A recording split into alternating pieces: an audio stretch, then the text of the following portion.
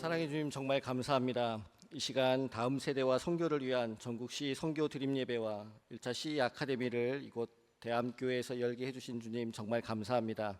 저희가 드려진 이 예배를 통하여서 다음 세대를 위해서 그리고 주님의 말씀을 선포하는 그런 선교의 자리에서 저희 모두가 함께 기도하며 후원하며 함께 동참하는 그런 마음을 다짐하는 이 시간 될 수 있도록 하여 주시옵소서. 예배 가운데 함께 하실 길을 바라며 예수님 이름으로 기도합니다. 다 같이 찬송가 197장 부르시겠습니다.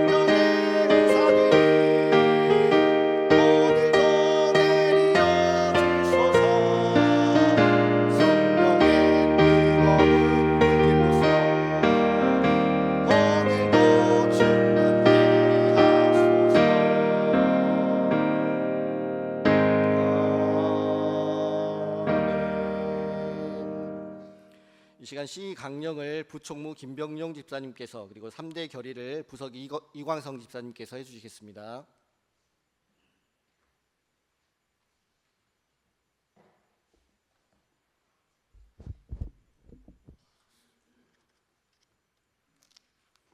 CE 강령은 하나, 우리는 정통성에서 미서 신학고백서 및 대소리의 문답을 우리의 신조로 한다. 둘, 우리는 개혁주의를 신앙과 생활을 확립하여 세상의 빛과 소금이 됨을 우리의 목적으로 한다. 셋, 우리의 사명은 다음과 같다. 개혁주의 신앙의 한국교회 건설과 사회의 복음화, 개혁주의 신앙의 세계교회 건설과 세계의 복음화. 넷, 우리의 생활 원리는 다음과 같다.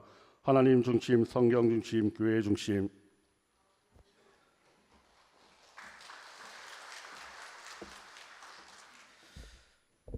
모두 자리에서 일어나 주시기 바랍니다.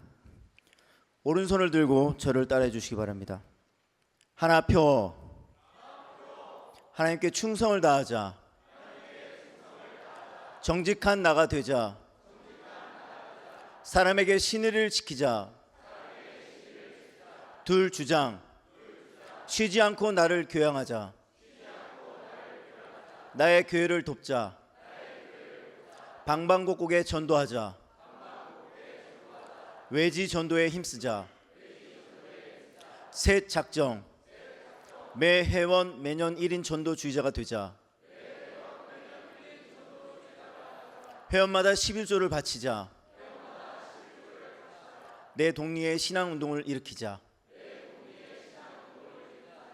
외지의 한국 동포를 구하자. 손을 내리시고 자리에 앉아주시기 바랍니다.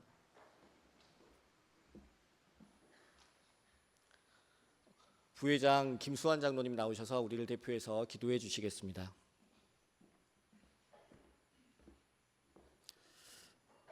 하나님 아버지, 고맙고 감사합니다. 예수 그리스도의 십자가의 보혈을 우리에게 허락하시고 우리를 주님의 귀한 자녀 삼아주시고 그를 통하여서 우리가 그리스도와 그 교회를 위하여 무엇을 할까 고민케 하시며 오늘 전국시 선교 드림 예배와 1차 시 아카데미로 주님께 예배드리게 하심을 감사드립니다. 주님, 우리가 드리는 이 예배를 통하여 하나님께는 큰 영광이 되고 이 자리에 참석한 모든 이에게 은혜와 복이 되는 이 시간 되게 하여 주시옵소서. 주님, 전국시를 사랑하셔서 지금껏 이끌어 주신 것 감사드립니다. 77회기 김나영 회장님을 통하여서 주님의 귀한 사역을 아버지 하나님 감당코자 합니다. 귀한 회장님, 아버지 하나님, 어렵고 힘든 그 순간순간마다 아버지 하나님 기도의 제목을 통하여 간절히 기도하는 그 기도를 아버지께서 들어주시고 귀한 섬김을 기억하여 주시며 모든 사역들이 주님을 통하여 아버지 하나님 선한 인도하심을 통하여 이루어질 수 있도록 복도하여 주시옵소서.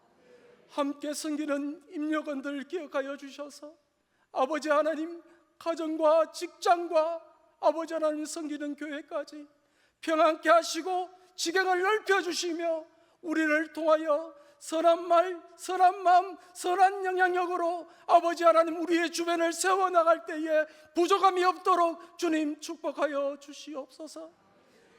백객이 하기 선교대를 앞두고 아버지 하나님 우리 모든 임력관들이 무릎 꿇고 기도합니다. 아버지 하나님 큰 응답이 있게 하시고 백객이라는 큰 숫자에 걸맞는 성대하고 그리스도의 영향력을 나타내는 귀한 선교대가 될 수 있도록 주님 축복하여 주시옵소서. 이 시간 특송할 아버지 하나님 대한교회 청년들을 기억하여 주셔서 그 특송을 통하여서 우리와 부르는 그들이 하나님 앞에 우리 신앙을 고백하는 귀하고 복된 특송이 될 수 있도록 주님 축복하여 주시옵소서. 주님 강사로 모신 박재근 교수님 주님 장중에 붙들어 주시고 근능의 손으로 붙들어 주셔서 성령의 두루마리를 입혀 주시고 아버지 하나님 말씀을 선언하실 때에 그 말씀을 통하여서 우리가 깨어지고 나음을 입으며 새로워지는 역사가 말씀을 통하여 나타날 수 있도록 축복하여 주시옵소서. 주님 말씀으로 새로워지기를 원합니다. 말씀으로 회복되기를 원합니다. 말씀으로 살아가기를 원합니다. 말씀으로 하나 되는 우리 모두가 될 수 있도록 축복하여 주시옵소서. 장소를 제공하고 주님의 귀한 일꾼들을 선대한 울산대함교회를 기억하여 주시옵소서. 주님의 능력이 드러나는 귀한 교회 되게 하시고 주님의 말씀으로 부흥하는 귀한 교회가 될 수 있도록 주님 축복하여 주시고 이 재단을 출입하는 모든 발걸음과 강구하는 아버지 하나님 기도의 제목들이 교회를 통하여서 아버지 하나님 이루어질 수 있도록 주님 역사하여 주시옵소서. 예배의 순서와 모든 절차를 주님께 맡깁니다. 지금도 살아 역사하시는 우리 구주 예수 그리스도의 이름으로 감사하며 기도 올려옵나이다. 아멘.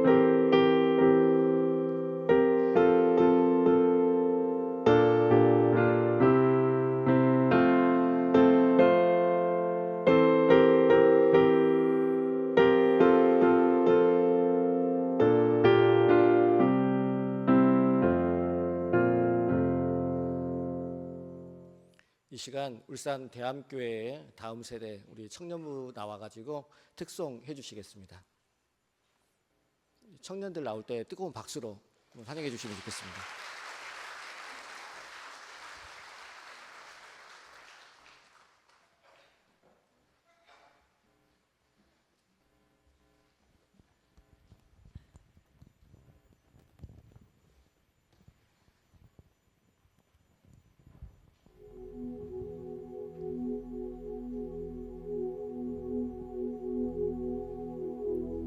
우리 함께 손잡고 가세. 조금 느리고 어려울지라도 주님 부르신 그 감격 붙잡고 손잡고 함께 가세.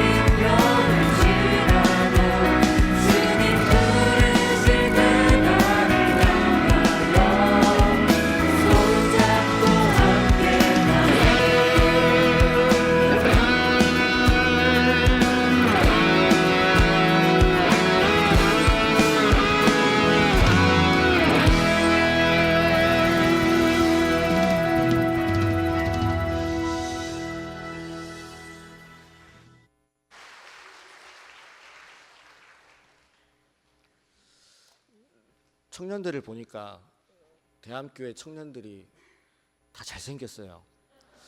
여기 청년부들 들어오려면 이렇게 외모 기준이 있는 것 같습니다. 깜짝 놀랐습니다. 오늘 말씀은 로마서 10장 15절입니다. 로마서 10장 15절 말씀 제가 읽도록 하겠습니다. 보내심을 받지 아니하였으면 어찌 전파하리요? 기록된 바 아름답도다 좋은 소식을 전하는 자들의 발이여 함과 같으니라. 아멘. 자, 오늘 총신대학교 박재현 교수님 나오셔서 아름답도다 좋은 소식을 전하는 자들의 발이여라는 제목으로 우리 특강해 주실 텐데 많은 은혜 받으시길 바라겠습니다.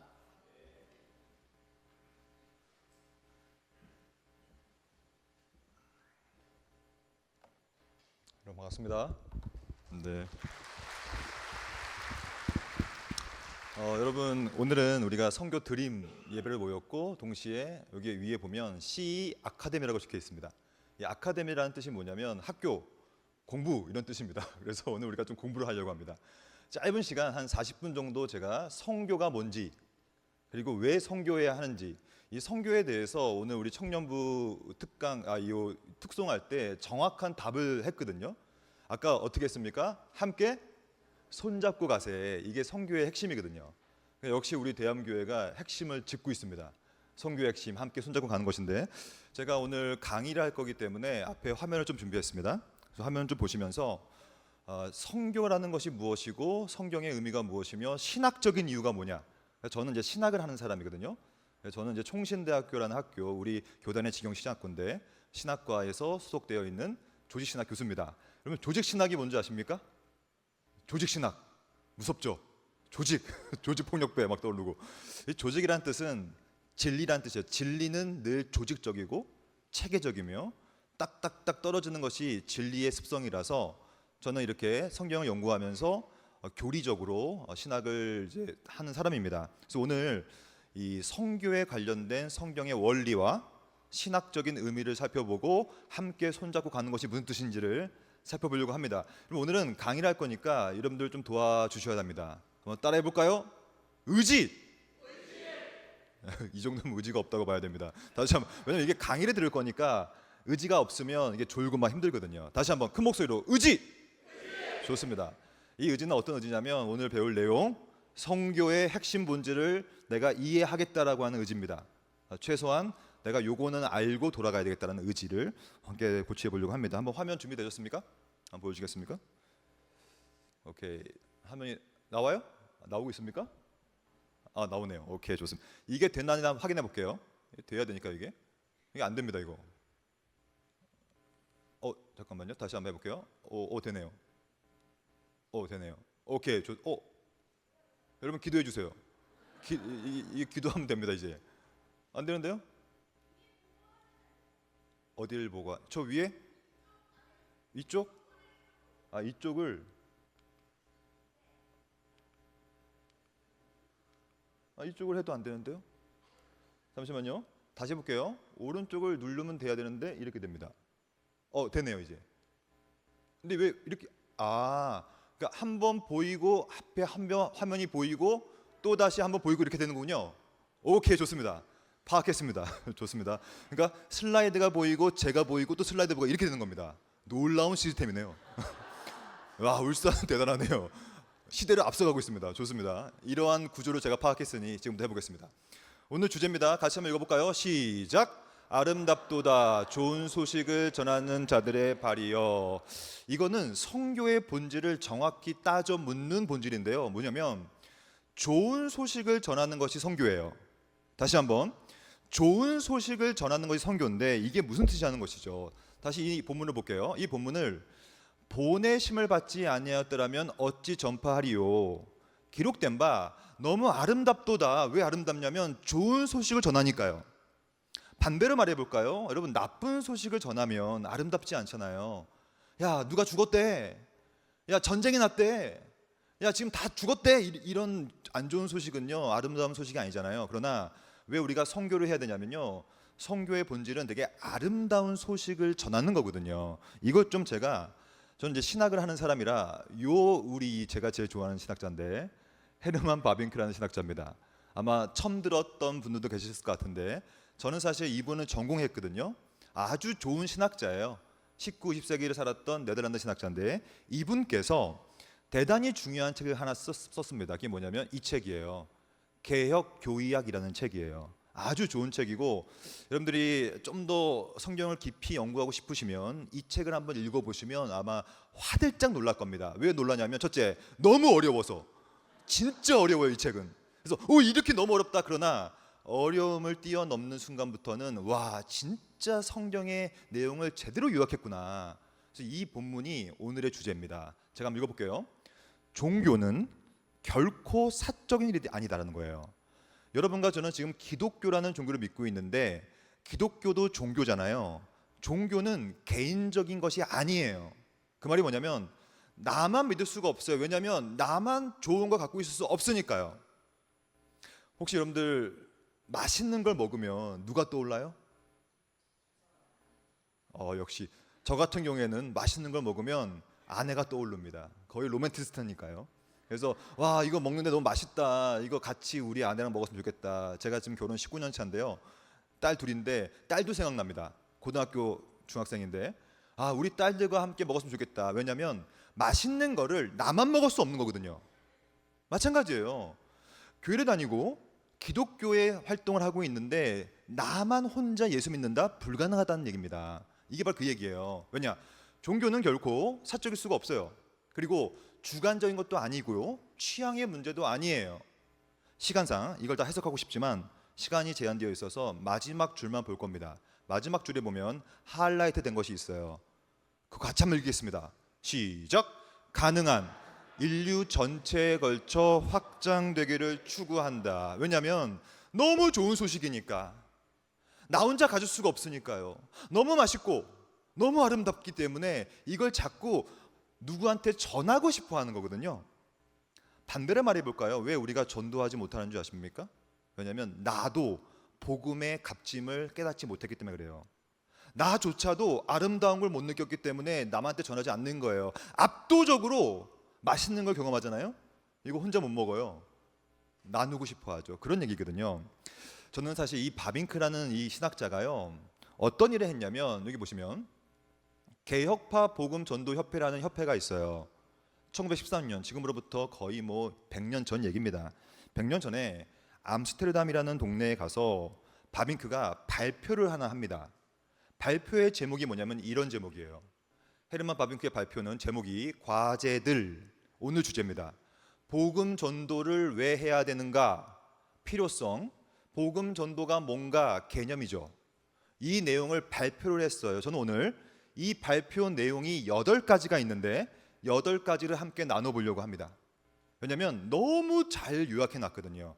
왜 전도를 해야 되고 그것을 왜 필요로 하며 이걸 8가지로 딱 말하고 있어서 저는 오늘 이 8가지를 하나씩 보면서 전도의 본질을 파악해 보도록 하겠습니다. 여러분 준비되셨습니까? 네, 이 8가지는 4분씩 할 거예요. 4분. 그러니까 8, 4, 32, 32분이 나옵니다. 그러면 이제 벌써 5분 지났으니까 그렇게 하면 시간이 딱 맞거든요. 제가 시간을 가능하면 지켜드릴 테니까 한번 요약을 해보겠습니다. 첫째는 이겁니다. 한번 읽어볼까요? 첫째, 복음은 시작. 복음은 신약 성경 전에도 좋은 소식이라는 의미를 이미 가지고 있었던 그리스어 단어이다. 그러니까 이거 바로 첫 번째 논제라고 하는데 바빙크 선생님이 복음이라는 것은 전도라는 것은 이겁니다라고 첫 번째 원리를 제시하고 있는 겁니다. 여기서 중요한 것은 복음이 뭐냐는 거예요. 복음.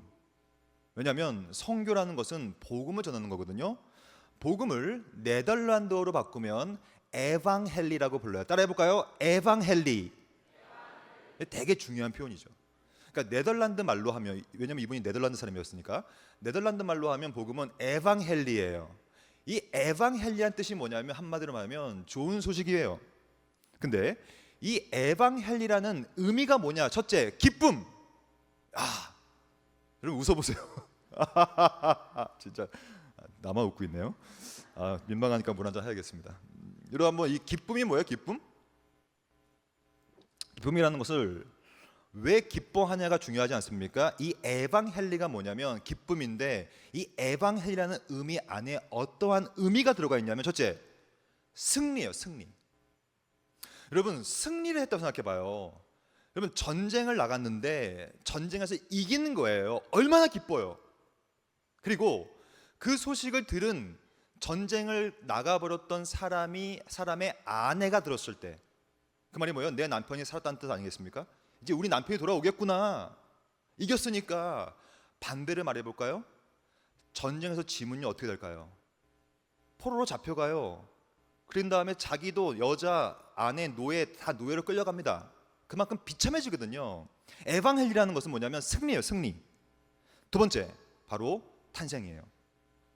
여러분 저는요, 제가 지금 결혼 19년 차니까 제가 한 20년 전 얘기입니다.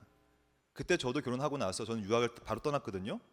유학 가서 이제 애를 가지고 싶어서 노력을 많이 했어요. 1년. 근데 애가 안 생기는 거예요. 2년 안 생기는 거예요. 3년 안 생기는 거예요. 저는 그때 공부하느라 바빠서 별로 신경 못 썼는데 우리 아내는 우울증에 빠졌습니다. 아, 내가 여자로서 임신할 수 없는 몸인가 보네. 나 불임인가 보다 이러면서 우울증에 빠져버렸단 말이에요. 그래서 저희가 거의 4년째 정말 애를 갖고 싶었는데 못 가졌어요. 계속. 근데 드디어 갑자기 아침에 여보 줄이 2개야. 이거 아세요? 우리 청년들 둘이 2개야. 임신. 그때 제가 그 소식을 듣고 어떻게 했을까요? 바로 한국에 계셨던 부모님한테 통화를 했어요. 엄마 아빠. 드디어 임신이래요. 임신. 그러니까 우리 어머니가 울어. 아, 너무 좋다. 임신이구나. 왜냐하면 기쁜 소식이니까요. 에방헬리죠. 에방헬리. 여러분 이게 얼마나 중요한 거냐면 우리가 왜 복음을 전할 수가 없냐면 나조차도 기쁨이 없는 거예요. 그럼 여러분 이 기쁨이 뭐냐는 거죠. 이 기쁨 또 봅시다. 근데 여러분 생각보다 잘 들어주시네요. 생각보다 이 특강 이거 강의 쉽지 않은 건데 이거 잘 들어보세요. 이 내용 정리해 볼까요? 이게 바로 이 내용이에요. 복음이라는 것은 신약 성경이 기록되기 전에도 늘 쓰였던 개념이에요. 그러니까 성경적인 개념이 아니라 전쟁 나가는데 이겼구나. 승리 기쁘다. 에방헬리다. 불임이었는데 애가 만들어졌네. 기쁘다. 이 얘기예요. 근데요. 이게 두 번째. 신약 성경에 들어와서는 그 용례가 바뀌어요. 단순한 기쁨이 아니요. 단순한 승리가 아니라 중요한 조건절이 있는데 조건절 그게 뭐냐면 그리스도 안이에요. 그러니까 신약 성경에서의 복음은 뭐냐면 그리스도 안에 있을 때 진짜 승리하는 것이며 그리스도 안에 있을 때 진짜 다시 태어남, 이게 거듭남, 중생이라고 부릅니다. 이걸 좀 제가 설명해 볼게요. 너무 중요하니까. 그러니까 단순히 전쟁에 나가서 승리한 것뿐만이 아니라 신약 성경에는 단순히 우리가 탄생되는 것이 아니라 신약 성경은 이 얘기를 하고 있는 거거든요. 기가 막힌 표현인데 에베소 2장 1절이에요. 제가 이것을 좀 해석해 볼게요. 원래 여러분과 저는요 허물과 죄로 죽었던 상태예요. 패배예요. 패배. 영적으로 전쟁이 끝나버렸단 말이에요. 죄와 허물로 죽어버렸다. 이 죽었다는 것을 문법으로 바꾸면 뭐예요? 완료형이에요. 과거부터 죽었고 죽음이 지금까지 지속된다는 뜻이에요. 그러니까 어떻게 죽었냐면 그냥 맨날 세상 풍조를 따르고 이렇게 예배드리러 와 있고 주일날 오전 예배 드리고 지금 심지어 저녁 예배 성교 드림 시 예배도 드리고 있는데 여러분들 오늘 밤에 죄를 지을 줄 믿습니다. 정말 믿습니다. 이게 우리예요. 그렇게 예배드리고 또 예배드렸는데 또 죄를 져요. 죄와 허물로 죽어버린 상태죠. 계속 죽어있어요. 이렇게 맨날 또 죄짓고 풍조 따르고 공중권세 잡은 자 사탄입니다. 불순종의 아들들이에요. 이게 우리예요. 굉장히 우리는 안타까운 상태입니다. 그래서 오늘도 우리는 어떠냐? 전에는 다 우리도 다 육체의 욕심을 따라 지냈다. 그러니까 내 안에 있는 옛자와 새자가 막 싸우면서 로마 7장이죠. 오호라 나는 공고한 사람이로다 누가 나를 이 사망에서 건져낼 것이냐. 왜냐면 오늘도 죄를 지으니까요. 그러니까 계속해서 이 본문은 뭐라고 하냐면 봐라. 원래 여러분과 저를 가리켜서 너희들은 원래 본질상 진노의 자녀였다. 영적으로 패배자야. 죽었던 것들이야. 이렇게 얘기하고 있다 성경은. 근데요 놀라운 일이 벌어지죠. 디도서에 가보면요 같이 한번 읽어볼까요? 시작. 우리를 구원하시되 우리가 행한 바 의로운 행위로 말미암지 아니하고 오직 그의 긍휼하심을 따라 중생의 씻음과 성령의 새롭게 하심으로 하셨나니. 보십시오. 원래 우리는 죽었어요. 죄를 져요. 근데 구원을 주시는데 우리의 행위로 준 것이 아니라, 우리가 한 건 죄밖에 없는데 오직 그의 긍휼, 긍휼을 다르게 번역하면 은혜입니다. 은혜를 따라서 나왔습니다. 야, 괜찮아. 예수 안에서 나는 너를 다시 태어나게 만들어 줄게. 이게 바로 중생, 팔링게니시아라고 하는 아주 유명한 표현이죠. 무슨 말이냐면, 왜 우리가 선교를 해야 되냐면, 나도 살아났으니까, 나도 죽었는데 나도 살아났으니까 너도 살아나야 될 거 아니니, 너도 거듭나야 된다. 이렇게 새롭게, 성령의 새롭게 하심과 씻음을 맛본 사람들은요, 이거를 전하는 거거든요. 이걸 좀 예를 들어 볼게요. 더러운 예인데 죄송합니다. 저도 식사한 지 얼마 안 돼가지고 이게 더럽습니다. 이거 여러분 혹시 그 푸세식 화장실 아시죠? 우리 젊은이들은 모를 수 있는데 제가요 어릴 때 푸세식 화장실에 빠졌습니다. 진짜로. 우리 이모님 집에 갔다가, 우리 집 이모님이 홍성에 사셨는데 아주 산골짜기 이둠에 아주 그냥 아주 시골이었어요. 제가 어릴 때 오줌 매려워서 새벽에 갔다가 발을 헛디뎌 가지고 그 푸세식 화장실에 빠졌어요. 제 발이.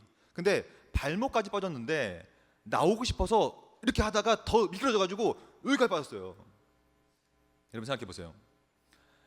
똥에 빠지니까요, 와, 말로만 들었던 똥독이 올라. 정말로 이상해. 막 간지럽고 막 이상한 빨갛게 되고 막.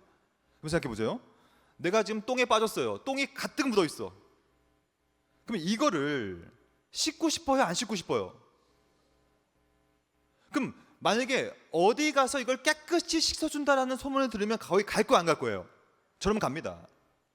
저는 우리 어머니한테 찾아갔거든요. 우리 어머니가 콕콕 주무시고 계시더라고. 나 아들은 빠졌는데.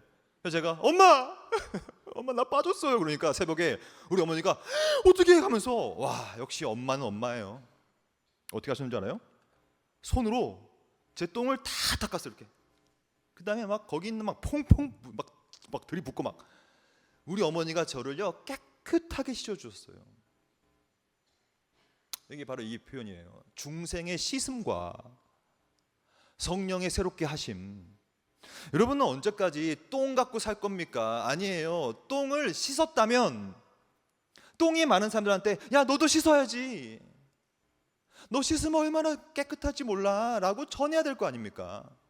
이거는요, 내가 똥에서 빠져나온 사람이어만 할 수 있는 거예요. 나도 중생했다, 너도 중생해야 되지 않을까, 이 얘기거든요. 바빙크는 정확히 말했어요. 역시 바빙크는 늘 정답을 말하고 있거든요. 성경에서 에반겔리온이라는 헬라어로 바뀌었는데, 그 단어는 그리스도 안에서, 이분은 누구냐면 우리의 더러운 죄악을 낱낱이 닦아준 분이란 말이에요.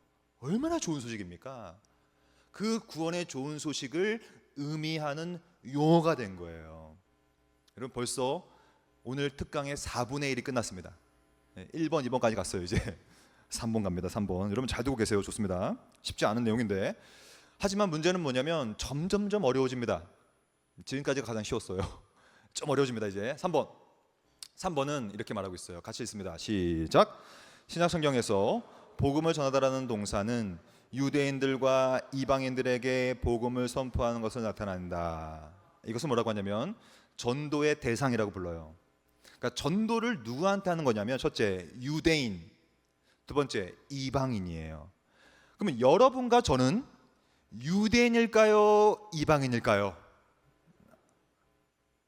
잘 생각해 보세요. 이거 잘못 말하면 이단됩니다. 다시 한번. 여러분과 저는요 유대인이에요, 이방인이에요? 우리는 이제 예수 안에서는 더 이상 혈통적 유대인은 아니지만 마음의 할례를 받아 우리는 이제 영적 이스라엘이 됩니다. 그러니까 우리는 이제 예수 밖에서는 당연히 이방인이었지만 예수 안에서는 이제 유대인, 이스라엘인, 영적인 선민으로 인정받는단 말이에요. 그래서 전도는 누구한테 하는 거냐면 아직도 예수 밖에 있는 이방인을 위하여. 이것을 조금 신학적으로 정리해 볼게요. 여러분 신학은 너무너무 중요합니다. 그러니까 여러분들이 교회를 다니시면서 늘 들었던 말씀을 조직화할 필요가 있단 말이에요. 그 중에 하나가 이런 개념이죠. 바로 이게 부르심이라는 것인데, 부르심은 두 가지가 있어요. 조금 어렵습니다. 한번 들어보세요. 근데 지금 어렵다고 하니까 의지가 많이 떨어졌어요. 다시 한번 여러분, 의지! 네, 좋아요. 여러분 의지가 필요해요. 왜냐면 이거 어렵기 때문에 의지가 있어야 해결이 됩니다. 이거 이해를 한번 해보세요. 하나님은요 오늘도 우리를 불러요. 부르심이라고 불러요. 부르심. 근데 부르심은 두 가지가 있습니다. 첫째는 일반적인 부르심. 이건 뭐냐면 모두한테 들려주는 겁니다. 남녀노소 막론하고 여기 보시면 모든 나라 온 민족에게 다 복음이 전해져요. 근데 문제는 뭐냐면 복음을 들어도 복음을 받아들이지 않을 수가 있어요. 정리해 보면 그래서 일반적인 부르심의 핵심은 실패함이 있어요. 즉 복음을 전하러 나가도 복음을 전해도 안 들어버려요. 그러니까 복음이 실패해 버리죠. 하지만 거기서 멈추지 안 됩니다. 왜냐하면 부르심은 두 번째가 중요합니다. 바로 효과적인 부르심이 있어요. 무슨 말이냐면 아마 대암교회도 전도와 혹은 선교를 많이 하실 거예요. 혹은 해외로 갈 수도 있겠습니다. 단기 선교. 그러면 가면요 복음을 전하잖아요. 근데요 그 복음을 전한다고 해서 그 복음을 다 듣는 건 아니에요. 하지만 여전히 우리는 무엇을 염두하고 복음을 전하는 거냐면 내가 오늘은 일반적인 부르심을 하고 있지만 누군가에게는 그 부르심이 특별하게 됐으면 좋겠다라는 마음을 갖고 전하는 거예요. 제가 오늘 KTX 타고 내려왔는데요. 내려오면서 기도를 하면 내려왔어요. 내가 오늘 대암교회 가서 선교에 대한 강의를 할 텐데 이게 이 설교 시간이라든지 강의 시간은 일반적 부르심이거든요. 이게 다 효과적이지 않아요. 누군가는 듣고 있지만 누군가는 안 듣고 있을 수 있어요. 누군가는 잘 집중하고 있지만 누군가는 졸고 있을 수 있단 말이에요. 지금 이 자리에도 한두 분이 졸고 계세요 지금. 근데 어쩔 수 없이 피곤하니까. 근데 하지만 괜찮아요. 왜냐하면 하나님의 때가 되면요 누군가에게는 그 부르심이 특별하게 된단 말이에요. 그 특별한 부르심 때문에 구원받는 거예요. 즉 선교를 왜 나가는 거냐면 특별한 부르심을 던지러 나가는 거예요. 물론 오늘 내가 나가서 전도한다고 해서 다 예수 믿는 건 아니에요. 일반적인 영역이니까. 그러나 그 중에 한 명이라도, 여러분 저는 어떠한 기도점을 갖고 있냐면 저는 은퇴하기 전까지 많은 설교와 많은 강의를 할 거예요. 아마 저의 하나의 기도점이 뭐냐면 단 한 명이라도 내 인생에 통틀어서 단 한 명이라도 나의 부르심을 특별하게 받는 사람이 나올 줄 믿습니다. 이거거든요. 물론 한 명 이상이 나오면 제일 좋겠습니다. 근데 그건 어려울 수 있으니까 한 명이라도 이 얘기란 말이에요. 특별한 부르심. 성경은 이렇게 말하고 있습니다. 청함을 받은 자는 많아요. 그래서 모두 다 예수를 듣는단 말이에요. 그러나 택함을 입은 자는 적어요. 그래서 이 구절에 의하면 천국 가는 사람이 많을까요? 지옥 가는 사람이 많을까요? 지옥 가는 사람이 많은 것입니다. 그럴 수밖에 없죠. 왜냐하면 모두 다 듣지만 택함 받은 제한적으로 특별한 사람에게만 복음이 들려지니까 이 얘기거든요.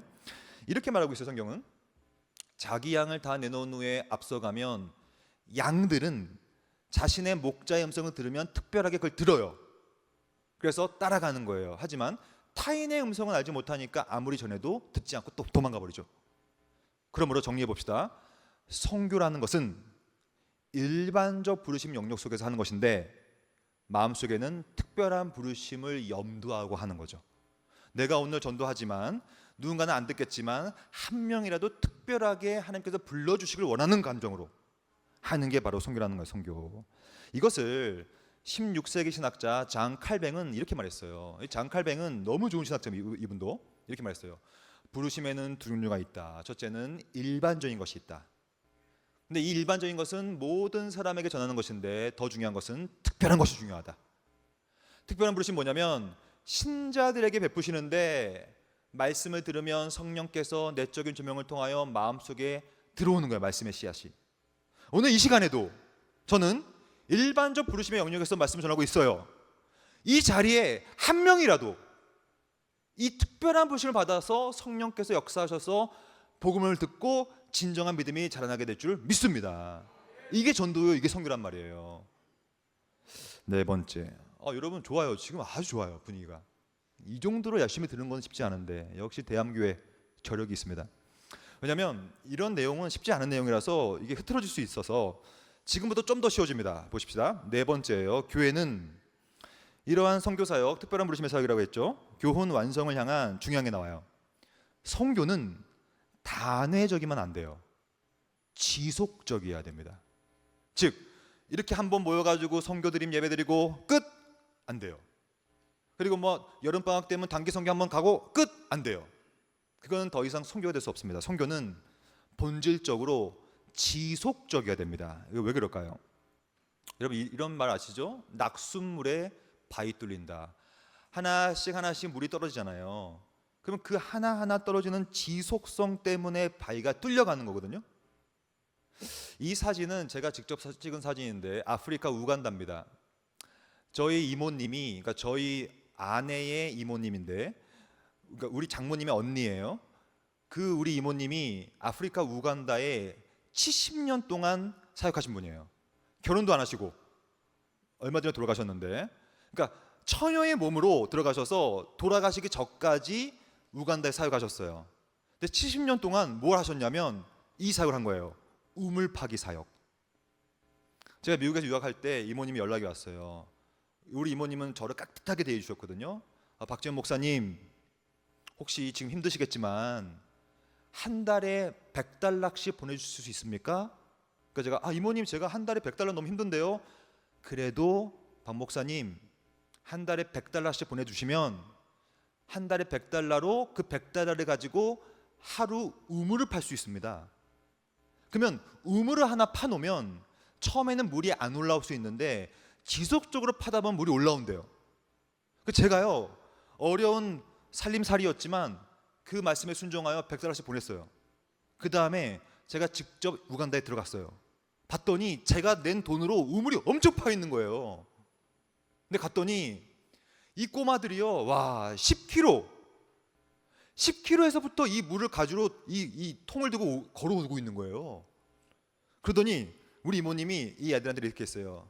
얘들아, 이 아저씨가 누군지 아니? 이 우물을 파라고 돈을 주신 분이야. 그러니까 애들이 너무 좋아하더라고. 그래서 제가 그때 되게 부끄러웠어요. 왜냐하면 제가 $100씩 보내면서도 이거 언제까지 보내야지? 나도 먹고 살기 힘든데. 근데 이거를 꾸준히 보내니까요, 누군가에게는 이렇게 물이 공급되고, 그리고 이 골리라는 지역인데 골리 지역에 이 우물을 중심으로 교회가 세워지고 복음이 선포되고, 이게 지속적인 사역 아닙니까? 그래서 여러분, 선교라는 것은 제가 좀 두려운 게 뭐냐면 이렇게 한번 선교 드림 예배 드리고 한번 으쌰으쌰하고 끝나는 것만큼 정말 취약이 없어요. 선교라는 것은 지속적으로. 왜냐하면 그 이유가 있어요. 사람은 쉽게 안 바뀌거든요. 한 번 했다고 바뀌는 게 아니에요. 한 10년, 20년, 30년, 우리 이모님처럼 70년 동안. 그래서 이 지속성이 중요한데, 이 지속성을 하다 보면 어떻게 되는가 이렇게 됩니다. 이제 5번부터는 이 바빙크가요, 교회의 어떠한 가장 본질적인 것을 건드리고 있어요. 아주 중요한 말인데 보십시다. 기독교의 역사 가운데 안타깝게도 교회는 늘 탈선했어요. 교회는 늘 쇠퇴하기 시작했어요. 한국교회 마찬가지입니다.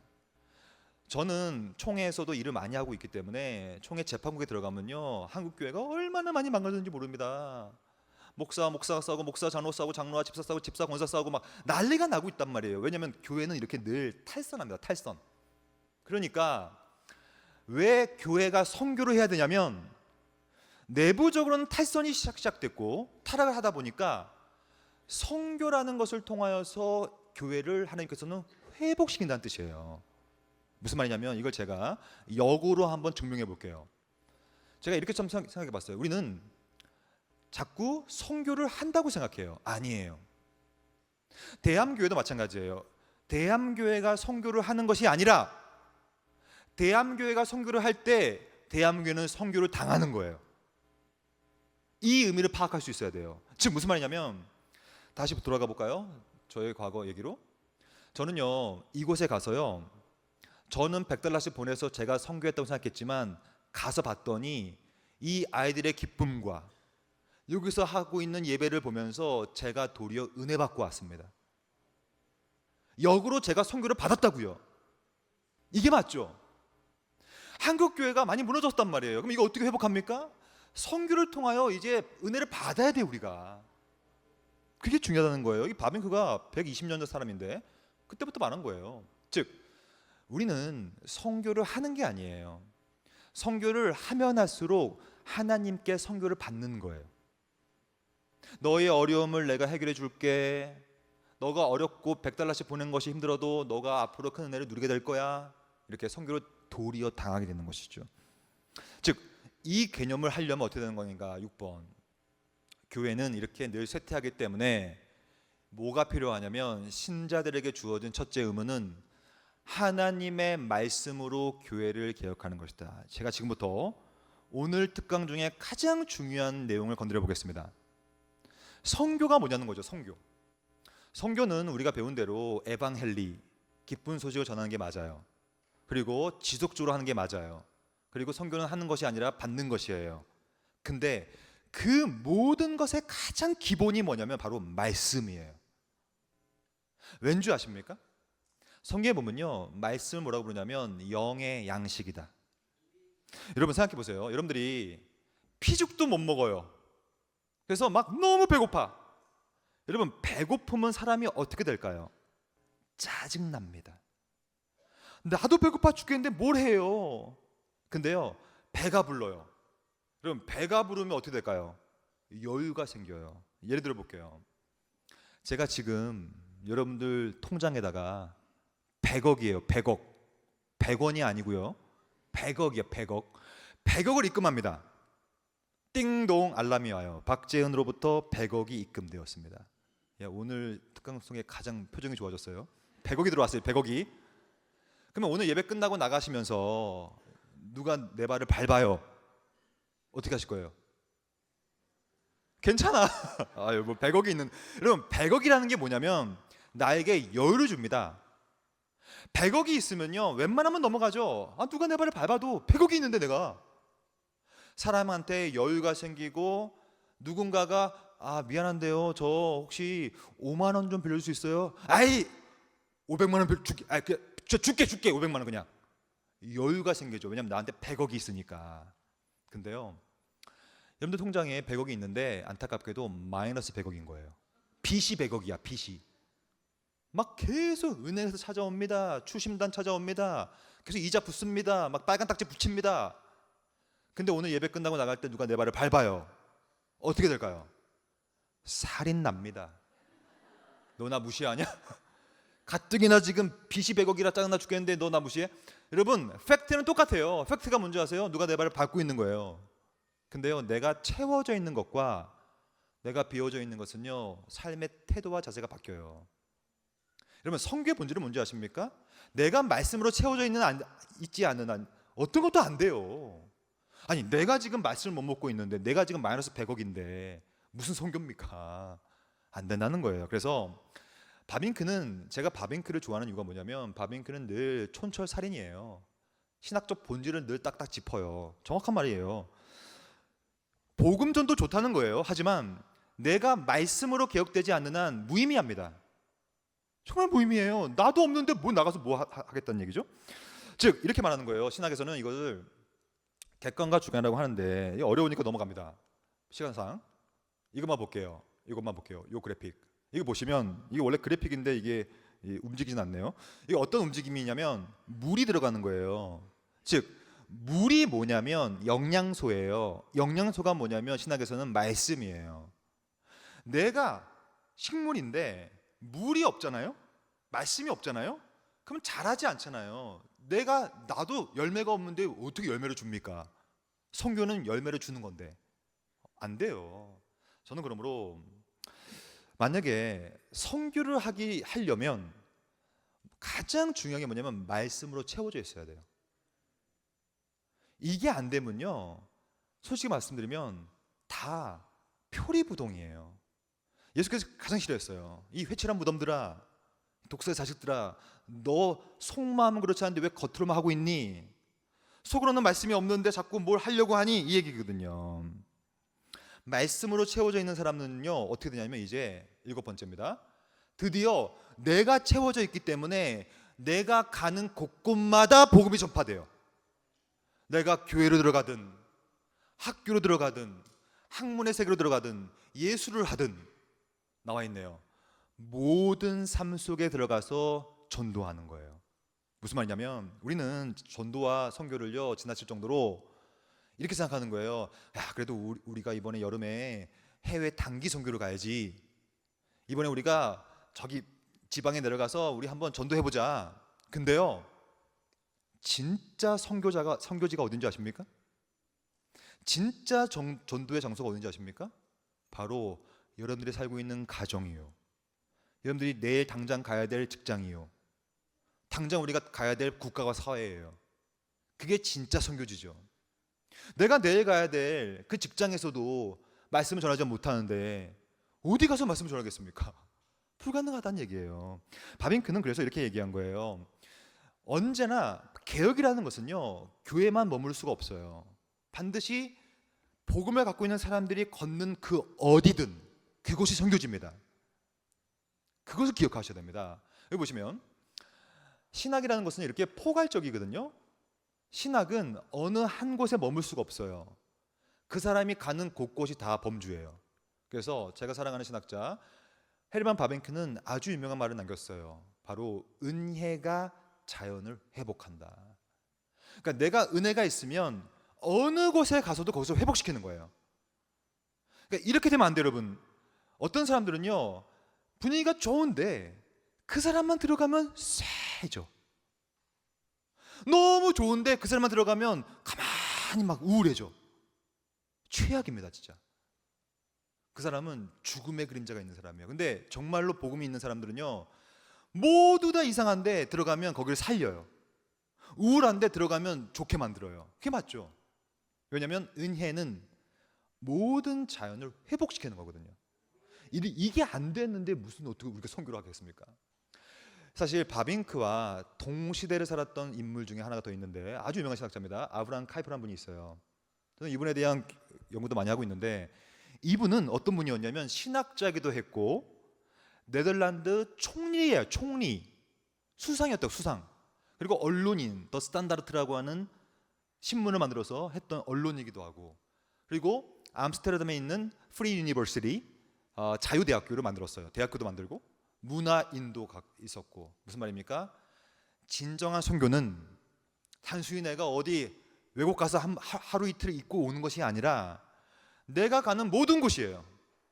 신학을 가든 정치를 하든 언론을 들어가든 교육을 하든 문화를 하든 뭘 하든 그곳이 여러분과 저의 선교지일 줄 믿습니다. 그게 맞죠. 그래서 여러분 요 내용을 바빙크는 이렇게 정리합니다. 드디어 마지막이에요. 이 마지막은 이 모든 내용을 총정리하면서 마무리 짓고 있는데요. 한번 읽어볼까요? 시작. 우리 시대에서 이런 사역은 동반되어야 하며 국내 선교 사역의 부분으로서 더욱더 구체적으로 복음 전도라는 이름이 포함되어야 한다. 저는 여기서 하나 중요한 거 하나 건드리고 마칠 건데요. 뭐냐면 지금 우리의 문제 중에 하나가 뭐냐면 기독교가 신앙과 너무 멀어졌어요. 이게 얼마나 안타까운 얘기냐면요. 신앙이라는 것은 기독교의 본질이거든요. 근데 그 본질이 빠져버린 거예요. 이걸 좀 예를 들어 볼게요. 여러분 이 안고 없는 단팥빵 먹고 싶으세요? 이거는 본질이 없잖아요. 안고가 있어야 되는데 안고. 여러분 사이다를 먹을 때 김이 빠진 거 먹고 싶으세요? 냉랭한 거. 그러니까 사이다에 김이 빠지면 그 본질이 없는 거예요. 폭탄 안에 뇌관이 없다. 그럼 안 터지는 겁니다. 즉 기독교 안에 신앙이 없다? 기독교 안에 말씀이 없다? 기독교인인데 내 안에 말씀이 없다? 본질이 없는 거예요. 그럼 그걸 어떻게 선교합니까? 그래서 바빙크는 이렇게 말하는 거예요. 신앙과 사이가 멀어진 기독교를 다시 한번 신앙과 사이를 가깝게 만드는 기독교로 설득하는 것, 이게 필요한 것입니다. 제가 죄송하지만 여러분과 저의 똑같은 문제인데요. 우리는 예수 믿는 사람으로서 또한 기독교인으로서 또한 성교드림 예배에도 나와서 성교가 뭔지를 배우는 사람들로서 가장 큰 문제가 뭐냐면 본질이 너무나 약해요. 그 예를 들어 볼게요. 신앙이 없는 기독교가 되게 많아요. 그러니까 예수는 믿는데 예수를 믿는 그 신앙이 교회 안에만 있다거나, 그래서 내일 당장 월요일부터는 신앙이 없는 삶에 살아간 거예요. 저는 총신대학교에 있기 때문에 우리 총신대는 전부 다 세례교인들이거든요. 그리고 앞으로 목사 될 사람들이고, 근데 그 아이들조차도 엄마 아빠가 다 목사, 장로, 권사, 집사님인데 다 교회 잘 다니는 친구들이에요. 근데 얼마나 많이 고민하고 있냐면 교회에서는 신앙이 있는 것 같은데 사회나 밖에 나가면 신앙이 없는 듯한 삶을 살고 있다, 이렇게 막 스스로 너무 고민한단 말이에요. 이 본질을 추구한다는 것이 중요한 것이죠. 신앙이 없는 기독교만큼 위험한 게 없고요. 더 위험한 거 보여드릴까요? 복음이 없는 기독교? 와, 이거는 큰일 납니다. 복음이 없는 기독교 안에서는 어떻게 해도 전도할 수가 없어요. 나도 복음이 없는데 어떻게 전도합니까? 나도 기쁜 소식이 없는데. 더 큰 문제가 뭔지 아십니까? 신앙이 없고 복음이 없다면 결론이 어떻게 되는 거냐면 결국에는 선교도 없어요. 본질이 없으니, 기쁜 소식이 없으니, 에방헬리를 갖고 있지 않으니 어떻게 선교할 수 있으리요? 더 큰 문제는 뭔지 아십니까? 이 모든 것이 없다면 결국에는 기독교인데 예수가 없는 거예요. 여러분, 예수는 누구십니까? 말씀이에요. 말씀이 없으면 예수가 없는 거고, 예수가 없으면 말씀이 없는 거예요. 말씀이 없는 기독교, 말씀이 없는 교회는 선교를 할 수가 없다는 것이죠. 그래서 저는 오늘 바빙크도 이렇게 말합니다. 종교는 결코 사적인 일이 될 수 없다. 종교는 주관적인 일이 아니다. 종교는 뭐냐면 자신이 참되고 구원하는 종교라는 주장을 지속적으로 포함한다. 그 말이 뭐냐면 내 안에 참된 것이 있어야 돼요. 그것이 복음이에요. 내 안에 진짜 구원하는 종교가 필요하다는 거예요. 이것을 지속적으로 해야 된다. 이걸 갖게 되면 너무 기쁜 걸 갖고 있기 때문에 나도 모르게 너도 맛봐봐. 이거 너무 기쁜 거야. 너무 좋은 거야. 너 언제까지 똥 안에 있을래? 똥을 닦아봐. 똥을 닦으면 너무나 깨끗해져. 프레시해져. 라고 말해주는 거죠. 사람들에게 수용되기를 추구하고, 그래서 이 본문은 말하고 있어요. 가능한 인류 전체에 걸쳐서 저희 기도 제목은 제 평생 사역 한 명이라도 특별한 부르심을 받아서 구원받게 하옵소서. 그것이 전 인류에 걸쳐서 확장되기를 추구하는 것, 그것이 바로 오늘 본문의 말씀이에요. 하나님은요 이렇게 말하는 거예요. 내가 너를 부르신 이유는, 내가 너를 부른 이유는 내가 너를 보낼 거다. 왜냐하면 누군가가 보내줘야 이걸 전파할 거 아니니. 전 여러분들이 아름다운 삶을 살았으면 좋겠어요. 그 아름다움은 뭐냐면 좋은 소식을 전하는 거예요. 여러분, 요즘 시대는 많은 사람들이 가장 기다리고 있는 사람이 누군지 아세요? 모두 다 기다리고 있어. 택배기사. 모두 다. 택배기사 언제 오지? 어디까지 왔어? 왜냐면 택배가 진짜 에방헬리, 좋은 소식이거든요. 내가 시켰으니까. 생각해 보세요. 진짜 좋은 소식은 택배보다 크죠. 진짜 좋은 소식을 전하는 자, 이 좋은 소식이 바로 에방헬리, 승리요, 기쁨이요, 새 생명의 탄생이요. 그래서 여러분들과 더불어서 우리가 이 아름다운 소식을 전하는 바를 통하여서 여러분들 먼저 복음을 가지시고 기쁜 소식을 가지시고 나가서 전하는 저와 여러분 되기를 소망합니다. 이 내용을 마지막으로 배운 내용을 전인으로 살아내실 필요가 있다고 생각합니다. 전인이라는 것은 지정의로 요약할 수가 있습니다. 오늘 뭔가를 배웠으니 지적으로 감정을 움직이시고 막 하고 싶다라는 감정을 움직여서 우리가 함께 외쳤던 의지, 그 의지를 사용하여 살아내시기를 소망합니다. 기도합시다. 하나님 감사합니다. 오늘 성교의 본질을 살펴봤습니다.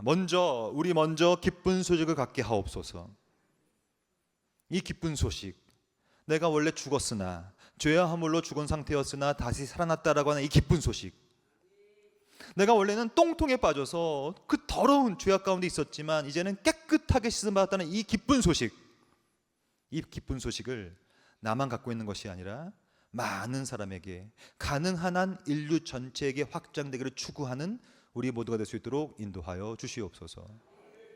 우리가 복음의 아름다움 때문에 아름다운 사람이 되기 원합니다. 아름다움을 가지고 나가서 전도하는 사람들 되기 원합니다. 그 기쁜 소식이 우리가 가는 곳곳마다 전해지며 곳곳마다 복음이 선포될 수 있는 귀한 역사 만들어 주옵소서. 이 모든 말씀 예수님 이름으로 기도드립니다. 아멘.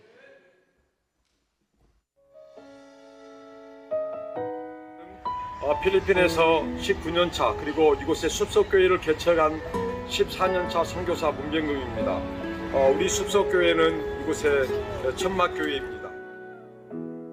내게 말씀하신 곳 아버지의 마음 향하신 그곳에서 예배 비록 건물은 없지만 마치 다윗의 장막처럼 정말 이 세상에서 하나님을 가장 사랑하고 또 예배하고 찬양 소리가 큰 교회가 우리 숲속교회입니다.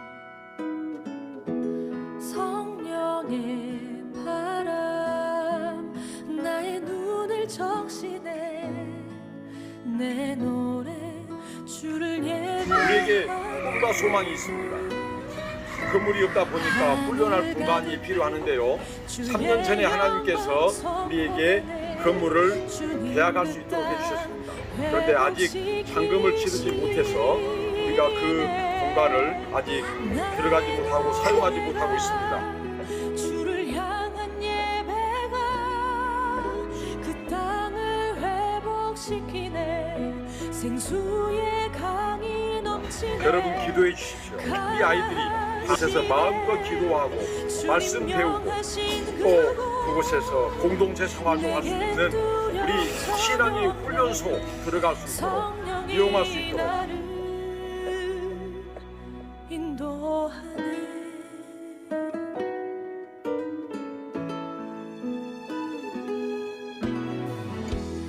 내게 말씀하신 곳 아버지의 마음 향하신 그곳에 예배합니다 찬양합니다. 부에게 유해진 집사님 나오셔서 헌금 기도하겠습니다.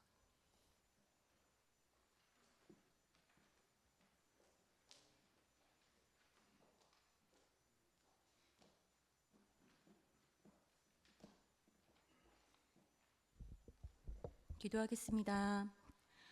하나님 감사합니다. 전국시 77회기 선교 드림 예배와 시 아카데미를 이곳 대암교회에서 드리게 하시고 박재윤 교수님의 아름답도다 좋은 소식을 전하는 자들의 발휘한 자의 말씀으로 우리가 예수 그리스도의 특별한 부르심을 선택받은 자들로서 마땅히 복음을 전해야 할 특권과 또 전하는 자들의 발을 좋은 것, 선한 것으로 사용하여 주심에 감사드립니다. 우리에게 맡겨주신 이 특권을 기쁨과 감사함으로 알리고 전하고 달려갈 때 먼저 말씀으로 가득 채워주시고 성령님 인도하심과 늘 동행하심을 경험하게 하여 주시옵소서. 이 시간 치앙마이 헌당 예배와 필리핀 숲성교회 비전센터를 위해 헌금합니다. 그곳의 필요를 풍성하게 채우시는 하나님, 우리가 드리는 헌금을 통해 음향 장비와 비품들을 채워주시고 예배당이 없어 숲속에서 천막을 치고 뜨거운 햇빛, 비바람과 눈 속에서 예배하는 아이들의 처소를 안정되게 마련하여 주시옵소서. 이곳에 모인 전국시와 대암교회 성도님들이 작은 정성들이 모여 오병이어의 기적을 이루시고 마음으로 정성을 드리는 손길 위에 가정과 교회와 모임과 삶 속에서 하나님 만져주심, 위로하심과 비전 주심을 통해 자원하는 마음으로 주님의 일을 감당케 하여 주시옵소서. 드리는 모든 손길 위에 이 땅에 기름진 것과 하늘의 신령한 것으로 풍성하게 채워 주시옵소서. 특별히 전국시 77회기 다음 세대와 성교 한국을 꿈꾸는 사역 위에 늘 함께 하시고 오직 천상의 예배의 말씀 위에 터잡고 믿음으로 말미암아 살리라라고 고백하는 전국시와 대한교회 모든 성도님들이 되게 하여 주시옵소서. 기료 진료 생명 대신 예수 그리스도 이름으로 기도합니다. 아멘.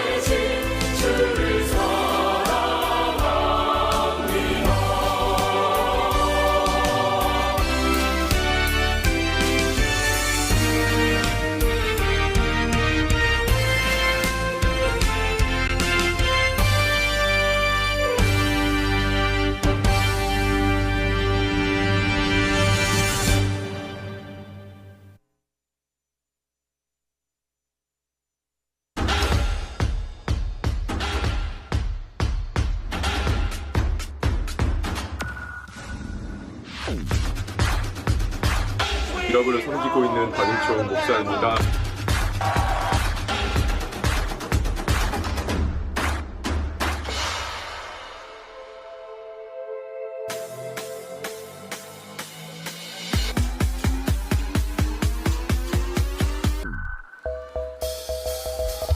민족과 그리고 다음 세대의 부흥을 꿈꾸는 전국 C 100회차 학위 대회를 진심으로 축하드리고 찬양하고 예배함으로 다시 새롭게 되는 은혜를 누리는 귀한 시간 되길 소망합니다. 기대할 테니 여러분들 기대하시고 길을 만드신 하나님을 소망하시며 함께 나오길 소망합니다. 오늘 곧 뵙겠습니다.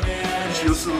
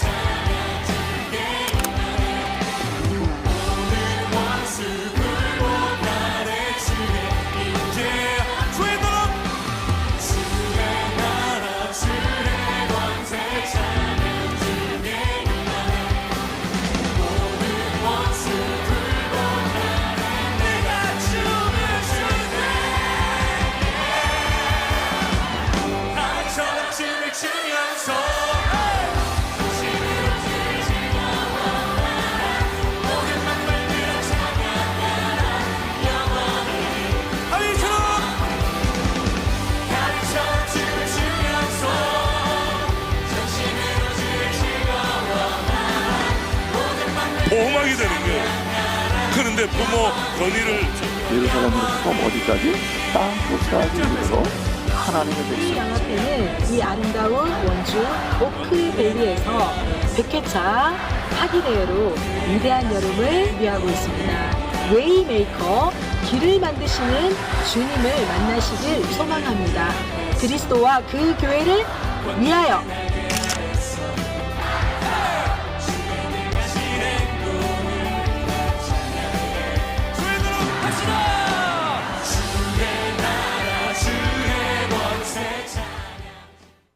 네, 안녕하세요. 전국시 회장 김나영 집사입니다. 지금 이 시간에 저희 전국에서 저희 임원들이 함께 왔습니다. 함께 저희들이 인사하도록 하겠습니다. 우리 임원님들 나와주세요.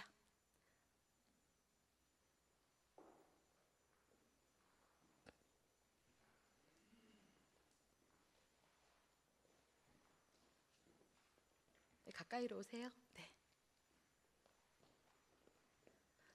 네, 우리 전국시 임원들은 각 교회에서 장로로, 집사로, 또 권사로, 집사로 그렇게 사역을 하고 있습니다. 그럼에도 불구하고 또 이 민족과 그리고 청년들 그리고 교회를 위하여, 공교회를 위하여 다 나와서 자신의 이렇게 몸과 또 물질과 마음으로 하나님 앞에 두 가지를 더 섬기고 있습니다. 이분들은 월급을 받는 것이 아닙니다. 이렇게 올 때도 자비량으로 이렇게 움직이고 그렇게 사역을 하고 있습니다.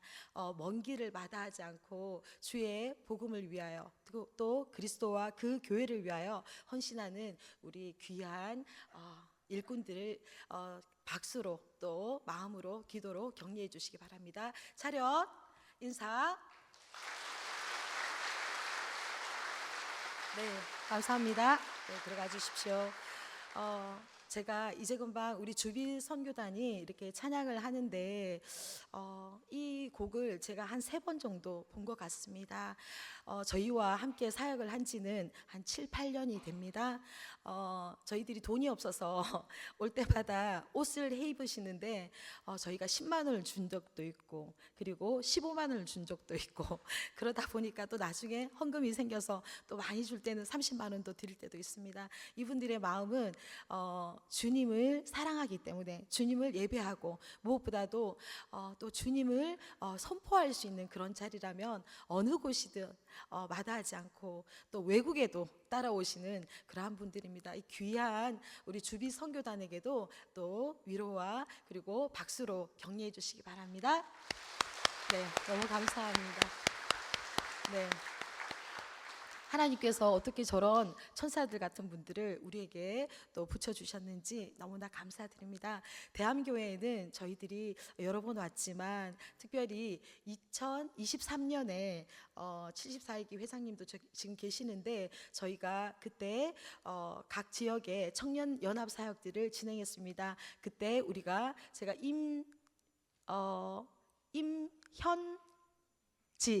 우리 자매 그때 회장님이셨습니다. 그리고 우리 전은규 그때 회장님도 만나고 저희 집에서 같이 모임을 시작하면서 울산 청장년 모임을 연합 모임을 시작했습니다. 그리하여서 대암교회에서 우정교회에서 그리고 동강교회에서 양문교회에서 그리고 또 한 교회가 더 있는데 잘 기억이 안 납니다. 명성교회, 서현교회가 있었습니다. 그때 저희들이 청년 연합 모임들을 했는데 그때 대암교회 현우 형제와 서현교회 은경자매가 눈이 맞아서 결혼을 했습니다. 혹시 현우 형제가 있는지 잘 모르겠는데요. 굉장히 선남 선녀가 만나서 나중에 다른 곳에서 집사님이 했던 그때 연합 집회에서 만났다고 하는데 저희 모임에서 4커플이 나왔습니다. 그때 2023년에 저희들이 각 교회를 다니면서 청년 연합 집회를 했는데요. 정말 하나님께서 많은 만남들을 주셔서 참 감사가 되고 그때 저희들이 경주에서 전국시 학위대회를 했습니다. 그때 우리 대암교회 청년들도 많이 와서 화이팅하고 무엇보다도 하나님 앞에 귀한 은혜를 받고 하나가 되는 그러한 집회가 되었습니다.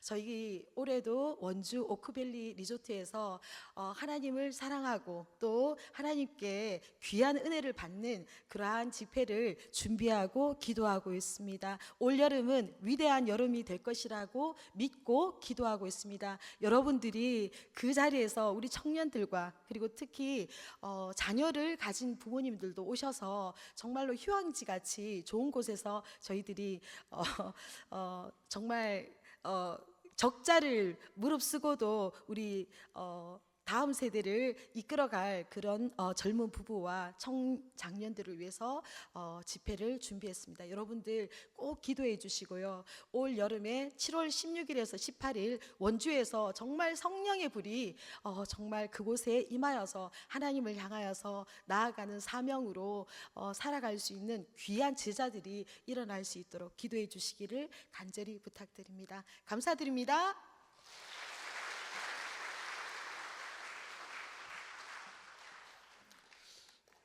저희 회장님께서 여러분께 좋은 소식 에반 게르 맞습니까, 교수님? 에반 헨리 좋은 소식을 전했습니다. 이제 여러분들이 답할 때입니다. 함께 오셔서 기도해 주시고 무엇보다도 함께 참석해 주시면 더욱 좋을 것 같습니다. 간단한 광고 드리겠습니다. 예배가 끝난 후에 저희 단체 사진 촬영이 있을 예정이고요. 그리고 이렇게 선교드림 예배 헌신 예배와 일자 C 아카데미를 대함교회에서 갖게 해주신 당회장님과 그리고 당회 정말 감사의 말씀 대신 전하겠습니다. 대함교회 담임 목사님이신 김정규 목사님 나오셔서 축도하심으로 예배를 마치도록 하겠습니다.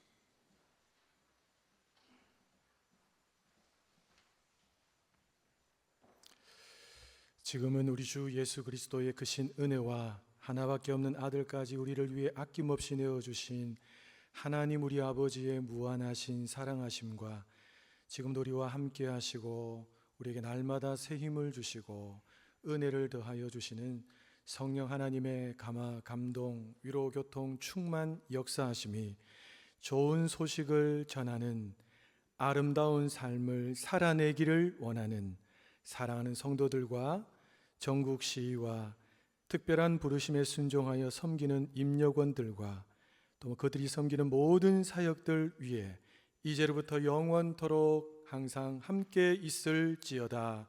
아멘.